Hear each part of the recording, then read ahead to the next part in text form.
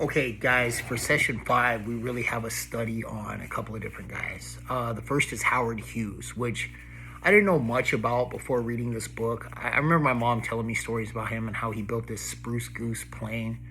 But from the book, and you guys probably either have already learned that or you will learn it when you read this section, Howard Hughes was this guy who inherited a tool business that his dad built. So all of a sudden, somebody who hadn't done the work inherited this big business with all this money, and he didn't really have to struggle for it. So we talked about building those skills through the struggle, and Howard Hughes wasn't interested in tools. He wanted to be famous, so he liquidated a bunch of money out of there, and he made some movies. He wanted to be like this Hollywood playboy, and he wanted to get into airplanes, and he was really like a swindler. He was using the success that his father had to fund the success that he thought he deserved without earning, right? So what we get is this guy who's just like a egomaniac, paranoid guy who ends up dying drug addicted and naked and alone in his apartment. It's really a crazy story. But it's a really good parable, if that's the word to use, on what ego can do to us.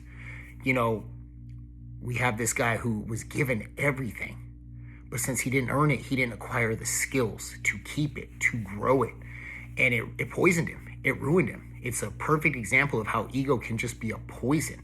So this person who he could have taken over the world. He was one of the richest guys there was. He ended up just squandering everything and living a really horrible life just because he had this need to prove that he was something that he wasn't. And then on the flip side of that, we have Genghis Khan. A lot of people call him Genghis Khan now. I don't know how to say it. When I was learning about him, it was Genghis Khan, though. I don't know the cool way to say it now. But I always thought of him as this obsessed egomaniac. From what I knew, I know a saying of his was, "It is not enough that I succeed, everybody else must fail," which I was like, okay, well, he's all about himself, right? And maybe he was about himself, and maybe he was obsessed with conquest. But one thing he did was he learned from every culture or civilization that he took over, like gunpowder from the Chinese, or how to lay siege to a city from other places that he conquered. So everywhere he would take over, he would take the best things that they had knowledge-wise and apply them to his military. It reminds me of a video game, Mega Man. I don't know if any of you guys played Mega Man, but every time you beat a boss, you got his power, right? So I think that's a cool way to put it. But Genghis Khan was effectively able to take over the whole world as it was known by him.